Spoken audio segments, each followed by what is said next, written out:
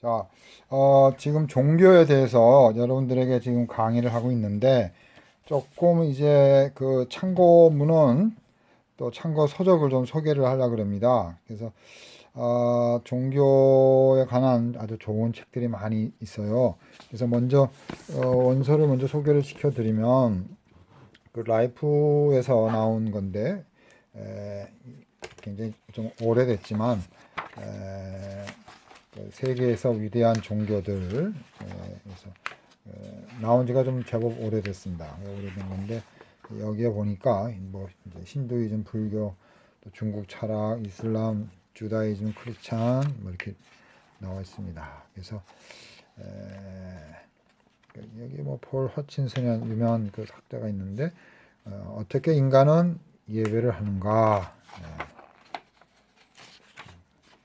그래서 그런 내용들하고 종교에 있어서 어떤 진리적인 문제 이런 걸 이렇게 했습니다. 저기 힌두교들이 이렇게 그 겐지스 강이라든지 이런 데 가가지고 하는 그게 있죠. 자, 그래서 이 책이 있고 그 다음에 이제 소개해 줄 거는 이제 그 종교 그래서 프랑크 웨일링이란 그 다음에 그 스마트라는 사람 굉장히 유명한 그런 학자입니다. 스마트. 이 사람이 쓴 이제 어떻게 보면 지도죠. 종교를 이제 그 지도적인 관점, 맵 지형적인 관점에서 이제 보는 거죠. 그래서 이런 종교들에 대한 내용들이 있고 이런 주로 그 세계 지도 속에서 종교가 어디 이렇게 분포되어 있는가. 그래서 오늘날의 이런 종교들 이쪽은 다 이슬람권이죠. 그죠? 그 다음에는 이제 유럽은 이제 주로 기독교고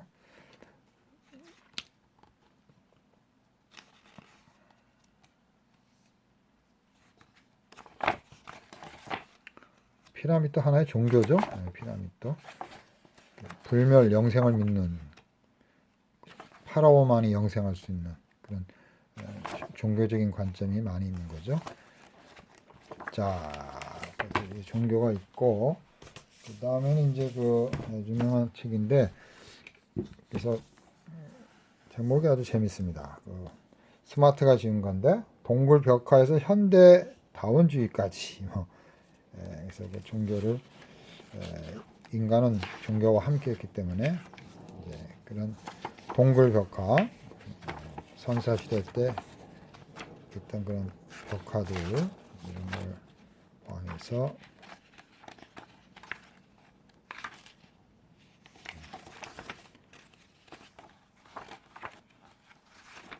우리가 잘 아는 대로 이게 이제 그거죠. 프랑스 남부에 있는 라스코 구에서 발견된 그 벽화죠. 요즘에는 이거보다 더 오래된 그 피렌체 산맥에 있는 거지만 더 오래된 것들이 이제 많이 요즘 발견되고 있습니다. 최근에. 그래서 고대 시대의 그런 종교, 동굴 시대부터 해서 이제 뭐 오늘날의 많은 종교들을 설명해 주고 있고요. 이제 조금 이제 교과서 같은 책들은 에드워드 롬메리라는 사람이 쓴 건데 기독교와 타 종교를 이제 비판하기보다는 평가한 거죠. 기독교 관점에서 타 종교들을 어떻게 봐야 할 것인가 그런 내용이겠죠. 그래서 여기 보니까 성경적 관점에서 또 종교와 성경 관점을 보고 복음주의적인 내용이겠죠. 또 성경의 관점이고 그런 이런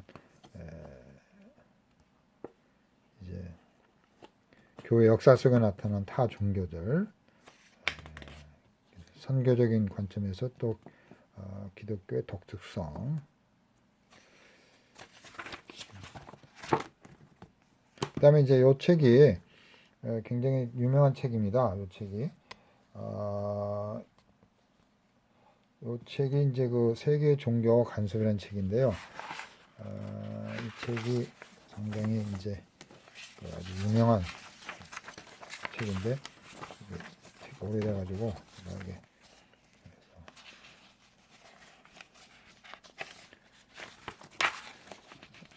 여기에 보시면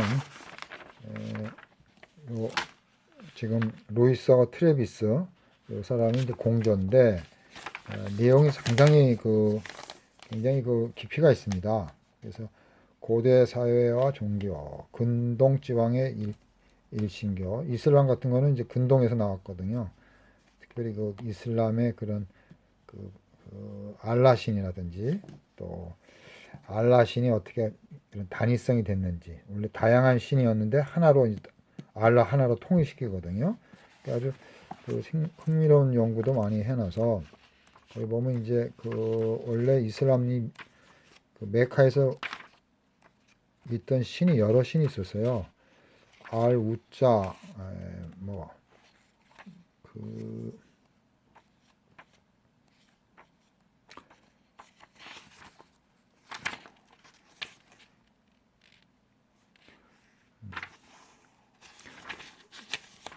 그러니까 거기에 그 여자 신도 있는데 주로 이제 마호메트 조상이 믿는 신이 알라죠, 알라. 그래서 알라만 하나로 놓고 나머지는 다 이제 다 없애버린 거죠. 그래서 그 알라가 어떻게 단일 신이 됐는가, 유일 신이 됐는가 그거를 설명한 내용이 있는데 잘 못 찾겠습니다. 어딘가 있습니다. 자, 그 다음에 이제 그 안양대학교 신형광 교수님이 쓴 그리스도인이 보는 세계 종교 해가지고 종교의 본질 목차를 보면 종교의 본질, 원시 종교, 또 중국, 인도, 또 조라스트교, 또 일본도 있고 우리가 믿는 기독교 신앙의 핵심 그래서 이렇게 썼습니다. 자, 이렇게 해서 우리가 종교에 대한 이런 책들을 한번 소개를 해드렸습니다. 그리고 한 가지는 이제 여러분들이 이런 종교적인 걸 가지고 관점을 가지고 이제 혹시 해외 여행이나 이제 이렇게 갈 수가 있을 거예요. 이제 그런 여행 갔을 때 이런 마추픽추 같은데 이런 데 가면 이제 예배 신전이 있잖아요. 이쪽 어디에. 그러니까 이런 종교적인 관점을 많이 알면 그런 여행이나 기행에 가가지고 좀 더 깊이 있게 여러분들이 그 문화적인 종교적인 것들을 이해할 수 있는 도움이 된다. 그래서 이 책도 이건 뭐죠? 아브라함의 고향 지구라트죠. 우르죠. 아브라함이 여기 살았던 데잖아요. 우르, 지구라트. 소위 말해서 이제 바벨탑의 후손들이죠. 지구라트. 여기에서 이제 말뚝 신을 섬기던 데죠.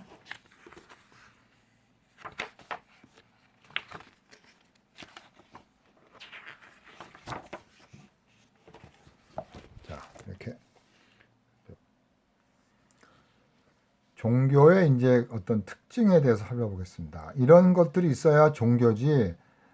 사이비 종교와 차이점이 이제 여기에 나온 그 내용과 다를 때는 사이비 종교 또 우리 기독교에서 말하는 이단 이런 것들을 이제 여기서 검증할 수 있는 요소입니다. 자, 첫 번째 종교라는 것은 일반적이죠. 뭐 불교나 뭐 기독교나 초자연적인 것을 믿는 겁니다. 종교는 초자연적인 것. 그 다음에 이제 종교에 있어서는 그런 현상과 현실은 구별돼야 되죠. 구체적으로 이렇게 체험할 수도 있죠. 환상도 볼 수 있고. 그러나 현실적인 것은 구별돼야 된다. 그다음에 종교 속에는 항상 제사 행위가 있는 거죠. 제사가 있어야 돼요. 어린 양에 대한 제사가 있습니다. 종교는. 또 종교는 도덕적이고 윤리적이어야 돼요. 이게 없으면 안 되죠. 그 재산을 탈취하고 가정을 파괴하고 그런 어떤 윤리적이지 못한 행동을 하는 거는 종교의 특성을 잃어버리는 거죠. 뭐 피가름을 한다든지 뭐 그 이단들은 별 이상한 그런 행동을 많이 하지 않습니까? 그러니까 그건 다 사이비가 되는 거죠. 자, 종교는 이제 감정적인 요소를 다루는 거죠. 슬퍼하고 애통하고 죄를 뉘우치고. 그다음에 이제 기도가 있죠. 그다음에 이제 건전한 종교는 건전한 세계관을 제공해 줘야 되죠. 종교를 통해서 가정을 파괴하고 세상을 다 등지고 세상은 다 나쁜 거다 이렇게 해버리면 그 잘못된 세계관을 주는 거거든요. 그거 틀린 거죠. 자, 세 번째, 그런 삶 자체를 통합적으로 삶을 통합적으로 도와줘야 돼요. 극단적으로 사회와 가정에서 분리시키고 이런 것들은 안 좋은 거죠. 또 하나의 또 사회적인 조직체다. 그런 보통 상식적인 것들에 의해서 그 조직이 움직여야지 비사회적인 초사회적인 냉사회적인 이상한 엉뚱한 그런 습관을 만들어 가지고 그 조직을 움직이면 그건 뭐 이단이고 그건 무슨 뭐 그 사입이죠. 그래서 올바른 그런 사회적인 그런 그 규범에 따라서 그 조직체가 움직여야 된다는 거죠. 평화와 복지. 종교가 막 전투적이고 싸우고 그렇게 해서는 안 되죠. 자, 그다음에 이제 종말론이 또 있는 거죠. 종교는 종말론이 있는 겁니다. 현세에서만 잘 먹고 잘 사는 거 그건 종교의 역할이 아니죠. 그건 잘못된 종교죠. 자, 이렇게 이제 종교 특성을 봤고요. 특별히 우리 기독교는 이런 종교적 특성도 있지만 바로 뭐예요? 하나님이 주신 말씀, 계시. 거기에 보니까 그런 역사적 예수님이 오셨고 피 흘리시고 그건 뭐예요? 하나님이 이 땅에 오신 그런 역사성이 있고 십자가에 돌아가신 그런 피 흘림 그런 예수님의 하나님의 아들의 피 흘림이는 그 제사 희생 제사가 역사적으로 있는 거죠. 이게 다른 종교랑 다르죠. 다른 종교는 그 신이 와가지고 피를 흘리고 그런 역사적인 역사성이 없잖아요. 우리 기독교만이 역사적 제사를 가지고 있는 거죠. 그리스도를 통해서 구약에 또 예언이 됐고 신약에서 예언이 성취되는. 그래서 율법과 복음을 통해서 하나님의 뜻을 알려주는 거죠. 우리 기독교는 또 구원에 있어서 단순 명료하며 구원이 복잡하지가 않습니다. 예수님을 믿고 죄를 회개하면 구원받는 거죠. 그래서 그런 어떤 역사 안에서 우리 기독교의 계시, 우리 기독교의 모든 내용들은 진실하다라는 걸 보여준 거죠. 그래서 우리 기독교의 독특성을 설명을 드렸습니다. 두 번째 이제 계시에 대해서 이제 설명을 하겠습니다. 자, 계시를 보겠습니다. 계시. 우리 한국교회가 잘못된 계시관 때문에 종말론에 많은 혼돈이 왔고 교주가 나오고 그러죠. 그러니까 계시라는 거는 그렇게 쉽게 오는 게 아닌 겁니다. 자기가 스스로 만들고 내가 계시 받았다 해서 그게 계시가 아니거든요. 근데 그런 것들을 참 사람들이 따라간다는 것 자체가 참 어리석고 한심한 거죠. 자, 계시에 대해서 한번 살펴보겠습니다. 계시라는 것은 일반적으로 이렇게 드러나는 거죠. 드러나고 밝혀지는 겁니다. 또 계시라는 것은 인간이 주도하는 게 아니라는 거예요. 내가 뭔가 계시를 보여달라. 내가 뭔가를 계시를 의도적으로 노력했더니 하나님이 계시를 보여주었더라. 그게 아니죠. 계시는 하나님이 초자연적으로 주시는 거죠. 또 믿음은 인간의 행위이지만 계시는 인간의 행위가 아니죠. 계시는 인간의 영역을 넘어가는 거죠. 하나님이 허락하시고 하나님이 은혜를 주셔야 이제 선지자들이 모세라든지 예언자들이 계시를 받는 거죠. 그게 다 하나님의 은혜죠. 하나님만이 보여주는 겁니다. 하나님만이 보여주는 것이 계시죠. 자, 계시에 대한 원론적인 것을 살펴보겠습니다. 소위 이제 아포칼루피스,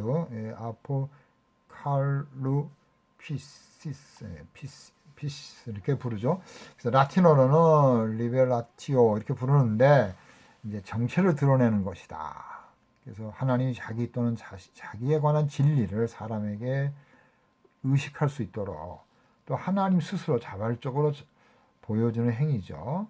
인간이 만들어내는 게 아닙니다. 하나님이 원하셔서 하나님의 방법대로 하나님의 사람들에게 보여주는 거예요. 히브리어로 이제 갈라라는 게 있습니다. 갈라. 그래서 이 갈라 지금 히브리어는 없지만 특별히 벗겨지다, 숨겨진 것 다시 알려진다 이런 뜻이 있습니다. 그래서 신약의 아포칼리포라는 것은 덮은 것, 가려진 것을 제거하여 배후에 있는 것이나 숨겨져 있는 것을 공개적으로 드러내 보이는 것이다. 그래서 계시라는 것은 우리가 경험할 수 있는 것과 전혀 다른 새로운 것이죠. 초월적인 피안의 것이죠. 초월적인 자연을 넘어가는 거죠. 그래서 그것들이 현실의 인간에게 이제 마주치고 들려지고 보게 되는 거죠. 그래서 하나님께서 그런 초자연적인 것을 현실에 있는 사람에게 보여주고 알게 해주고 깨닫게 해주는 거죠. 자, 그러면 이제 계시에 대한 이해를 어떻게 했는가를 한번 살펴보겠습니다. 첫 번째로 이제 우리 교부들 가운데 이제 저스틴 마더라고 있습니다. 저스틴 마더는 순교자였는데 계시라는 것은 신적인 조명으로 하나의 그 로고스, 하나의 그 우주적인 원리죠. 로고스 같은 원리를 가지고 있다라고 이제 설명을 했습니다. 그러니까 상당히 계시를 철학적으로 좀 봤죠. 그래서 하여튼 로고스적인 개념으로 본 겁니다. 뭔가 이렇게 로고스라는 것은 뭐예요? 그런 어떤 원초적인 근본적인 원리 그런 것들이 이제 이렇게 나타나는 것으로 이제 보는 거겠죠. 자, 어거스틴의 경우에서 계시는 이제 좀 더 신앙적으로 생각을 하는데 어거스틴은 나는 이해하기 위해서 믿는다. 결국 이제 어거스틴의 계시라는 것은 믿음에 많은 연관을 가지고 있는 겁니다. 안세메 같은 경우는 또 이런 지성적인 이해를 추구하는 이런 신앙을 또 가졌어요. 이게 다 같은 겁니다. 피제스 코렌스 인터랙툼이나 요게 크레도 우투 인텔리감이나 같은 말인데 결국 우리 계시를 논리적으로 지성적으로 이해하는 것이 아니라 계시는 믿음으로 받는 것이다. 이 계시 하나님의 말씀은 우리가 이해를 통해서 아는 게 아니라 믿고 나면 이해하게 된다. 그러니까 우리가 하나님을 믿으면 하나님의 계시를 이해한다는 거예요. 말씀을 이해한다는 거죠. 그러니까 우리가 지성을 통해서 말씀을 이해하는 게 아니라 믿음을 가진 자, 하나님을 의뢰하는 자, 거듭난 자가 즉 신앙인이 그런 계시를 이해할 수 있다는 거예요. 그래서 신앙 먼저 가는 거죠. 지식보다도 신앙이 먼저 가는 겁니다. 자, 그 다음에 이제 아퀴나스는 이성을 많이 강조했죠. 그래서 자연은 은총을 파괴하지 않고 오히려 완성한다 했을 때 그 자연, 그 이성이라는 것은 은총, 계시를 좀 더 이렇게 비타협적이고 이렇게 서로 이렇게 충돌하는 것이 아니라 종합화하는 이성을 통해서 계시를 이해하게 되는 조금 더 이게 이제 스콜라적이죠. 아리스토텔레스적이죠. 믿음을 통해서 깨닫게 되는 거. 이게 이제 믿음에서 이성을 가는 게 우리 보통 전통적인 아우구스틴, 루터, 칼빈인데 로마 카톨릭 아퀴나스 경우는 이성을 좀 더 믿음과 이성을 좀 더 동등하게 봐서 이성을 통해서도 하나님의 그런 깨달음, 말씀에 대한 깨달음이 있을 수 있다. 함께 간다. 그래서 그런 자연에 있는 자연의 속성을 좀 강조한 걸 볼 수 있죠. 우리 어거스티나 루터나 칼빈은 자연은 오염됐고 부패돼서 우리 자연 의지는 인간의 의지는 하나님 앞에 죽어 있는 거다, 노예다 이렇게 봤는데 아퀴나스는 긍정적으로 본 거죠. 이성을 통해서 우리 인간의 자유로운 의지를 통해서 하나님의 말씀을 깨달을 수 있다. 이렇게 문을 열어준 거죠. 자, 로마 카톨릭 마찬가지죠. 그래서 하나님의 그 계시를 좀 포괄적으로 봤죠. 외경도 보고 또 위경도 보고. 자, 루터는 하나님의 말씀을 좀 더 예수 그리스도에게 강조를 많이 했죠. 하나님 말씀의 키워드 핵심이 예수 그리스도다. 성령이 예수님을 임재시킬 때 성령과 선포의 외형적 말씀은 하나님의 말씀 곧 계시가 된다. 선포될 때 하나님 말씀이 된다는 거예요.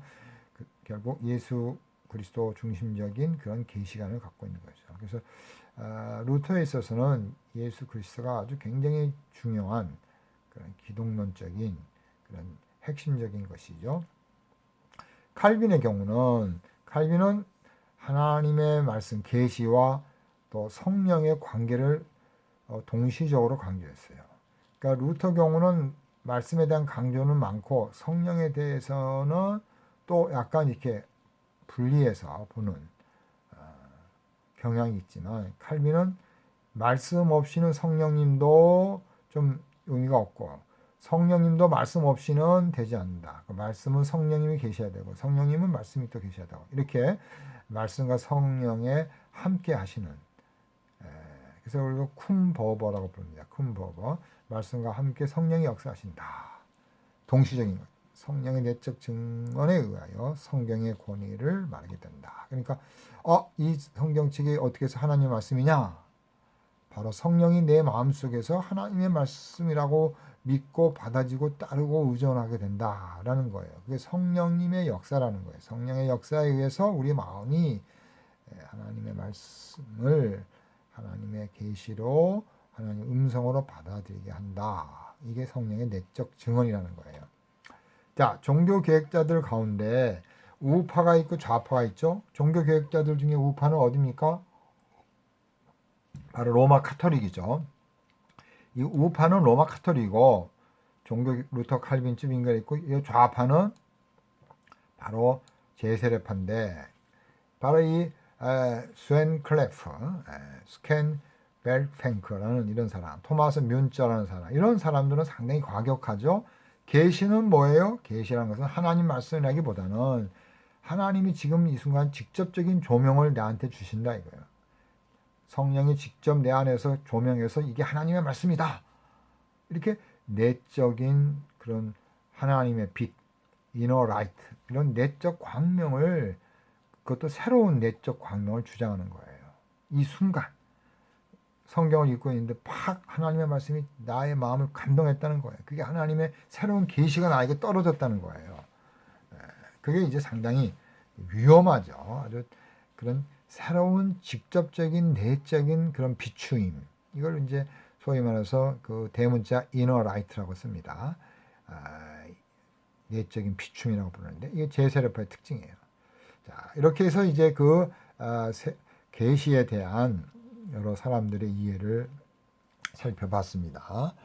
자, 이제 또 진도를 나가면 이런 계시에 대해서 여러 가지 이제 반대와 도전이 있었어요. 특별히 계몽주의가 세겠죠.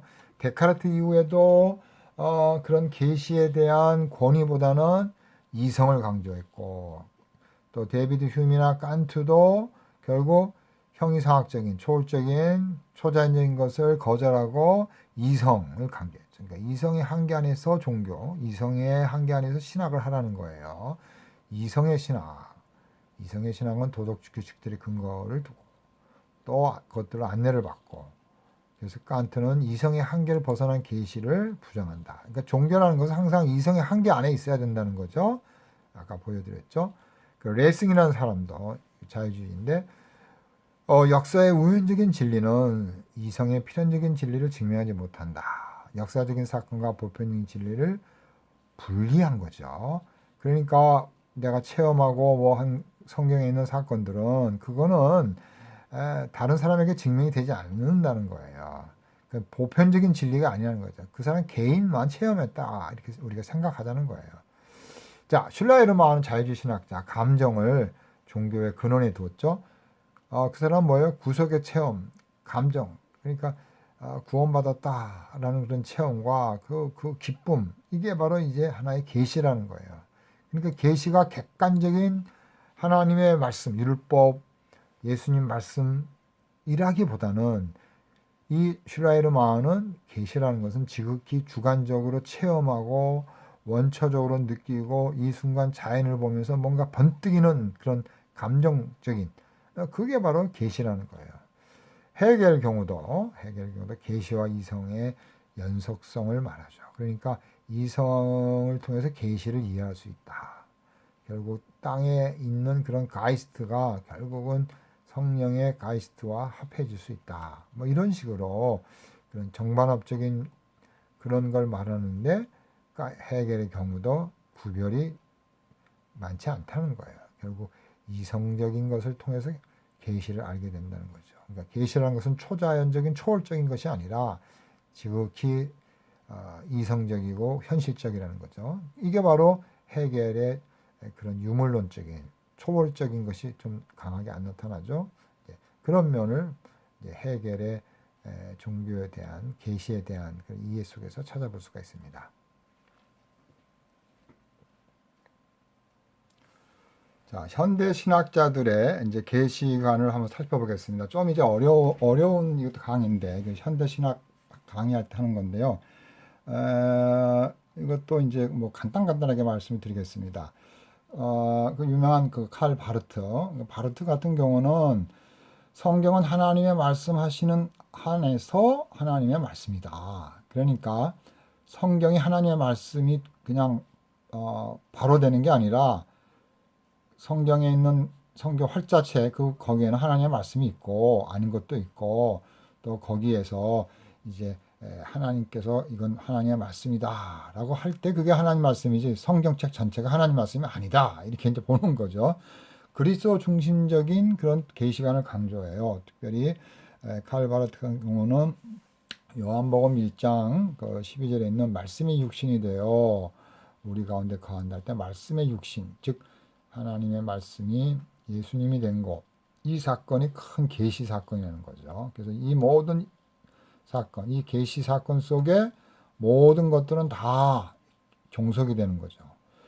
결국 성경과 계시, 즉 사건화된 이 계시와 성경을 또 동일하게 보지도 않고 또 다른 구약이나 시편이나 이건 좀 약하게 보는 거죠. 이 사건이 더 중요하지 그거는 다 종속이 된다는 거예요. 그래서 계시의 차등화가 일어나는 거죠. 그래서 칼 바르트는 계시는 바로 예수 그리스도, 설교, 성경 이렇게 이제 봅니다. 같은 이제 브루노는 스위스에 있는 신학자죠. 브루노도 그리스도와 관련이 되고 또 인간과 인간의 만남을 구성한다고 보는 거예요. 그래서 계시는 예수님이 나의 구주로 인정될 때만 완전하게 된다는 거예요. 그러니까 이것도 상당히 실존주의적이거든요. 이게 지금 만남, 인간에 의해서 결정을 하는 상당히 주관적인 성경은 그냥 하나님 말씀이다 이래야 되는데 그리스도와 관련이 되어 있고 뭐 이거는 좀 이해할 만해요. 그런데 만남이 이루어져야 된다. 상당히 실존적이죠. 또 예수가 나의 구주로 인정될 때 계시가 완전하다. 이렇게 봤거든요. 그러니까 그러면 내가 인정을 안 하면 성경책은 계시가 아닙니까? 그건 아니죠. 성경은 누구 인간에 의해서 관계없이 객관적으로 성경은 하나님의 말씀이에요. 내가 인정을 하든 말하든. 그죠? 자, 그래서 이런 차이점이 있다는 거예요. 그 다음에 이제 또 유명한 또 폴 틸리가 있어요. 폴 틸리 조직신학자인데, 약간 좀 실존주의적이면서도 존재론적 철학에 근거해서 폴 틸리는 늘 이제 설명을 합니다. 그래서 어떻게 보면 계시를 그런 어떤 존재적인 하나의 존재, 빙의 관점에서 이 계시를 이해하는데 그런 좀 이런 말을 쓰는 거죠. 이성 그 자체를 초월해서 무아경이 되는 상태. 그러니까 조금 초자연적인 상태가 계시가 된다. 그러니까 객관적인 계시를 좀 인정을 좀 못하는 편이죠. 그래서 계시라는 것은 인간 존재의 궁극적인 기반과 의미를 나타내 주는 것이다. 그러니까 인간의 궁극적인 것을 보여주는 그 근원, 그걸 이제 계시로 보는 거죠. 뭐 그럴 필요는 뭐 있습니까? 성경이 하나님 말씀으로 계시다. 그러면 되는 거죠. 자, 그래서 이제 실존주의 관점으로 보는 계시가 있는데 이제 뭐 세 사람들이 다 이게 실존주의 학자들이에요. 바르트, 브루노, 또 폴 틸리도 다 마찬가지인데 그나마 바르트가 제일 낫고 키르케고르적인 실존주의고 브루노는 좀 이제 그런 자연 신학을 좀 인정하려고 하는 이제 그런 계시관을 갖고 있고 폴 티일리는 철학적인 어떻게 보면 철학입니다. 철학적 신학이죠. 말이 신학이지 그런 실존주의 철학과 또 존재론적인 그런 관점 속에서 종교와 기독교와 계시를 보기 때문에 조금 이제 좌파적인 상당히 이제 자유주의적인 경향이 폴 티일리는 강하죠. 자, 근데 이제 그 신학학자 중에서 볼트만이 있는데 계시라는 것을 어떻게 봐요? 나의 상황 안에 두는 사건이라는 거지. 내가 나의 성경 본문이 나에게 스파크가 일어나고 나에게 의미를 줄 때 그게 진정한 계시라는 거예요. 상당히 실존주의적이고 주관적인 계시를 강조하는 거죠. 그래서 듣는 자 안에서 계시는 듣는 자 안에서 내 안에서 새로운 자신의 이해, 내가 성경을 읽고 들을 때 내 자신 속에서 뭔가 의미를 갖고 결단하고 그렇게 될 때 그게 계시가 된다는 거예요. 참된 실존의 계시라는 거죠. 그러니까 상당히 주관적인 실존주의적인 주장을 하는 거죠. 칼 라너, 카톨릭 신학자 칼 라너는 칼 라너 한번 살펴볼까요? 이제 칼 라너를 한번 여러분 자판이 잘 안 돼가지고 안 되겠습니다. 네. 칼라는 인간의 본질은 영인데 인간성의 존재 그 자체에서 열리는 것이다. 그러니까 인간성의 그 영적인 면이 열린다는 거예요. 그래서 계시가 이제 들어온다는 거죠. 상당히 자연신학적인 인간의 그런 인간 안에서 스스로 계시가 접할 수 있다 하는 어떤 인간의 그런 그 실존, 그걸 이제 초자연적인 실존이라고 부르는데요. 그러니까 인간은 어느 정도 계시를 수용할 수 있는 잠재적인 걸 가지고 있다고 보는 거예요. 우리는 전적인 타락이 돼서 계시를 만날 수 없다고 보는 거고 하나님을 만날 수 없다고 보는 거고 카톨릭은 인간이 원래 하나님의 형상이 있는데 그게 작동하면 계시를 접촉점을 가질 수 있다라고 보는 것이 로마 카톨릭의 그런 입장이고 칼 라노고 그게 바로 아까 했던 토마스 아퀴나스 입장이죠. 그러니까 상당히 긍정적으로 인간의 이성을 가지고 인간의 그런 어떤 그 인간성 자체를 가지고 계시를 이렇게 만날 수 있는 그런 거를 이제 열어두는 거죠. 상당히 넓죠. 그러니까 칼 라나 같은 경우는 구원을 갖다가 예수님 믿어야만 구원받는 게 아니라 다른 종교에서 이렇게 묵상하고 명상할 때 인간이 하나님을 만날 수도 있다. 기독교인이 될 수 있다. 그래서 그걸 무명의 기독교인이라고 칼 라나가 부릅니다. 그러니까 꼭 예수님만 믿어야 구원받는 게 아니죠.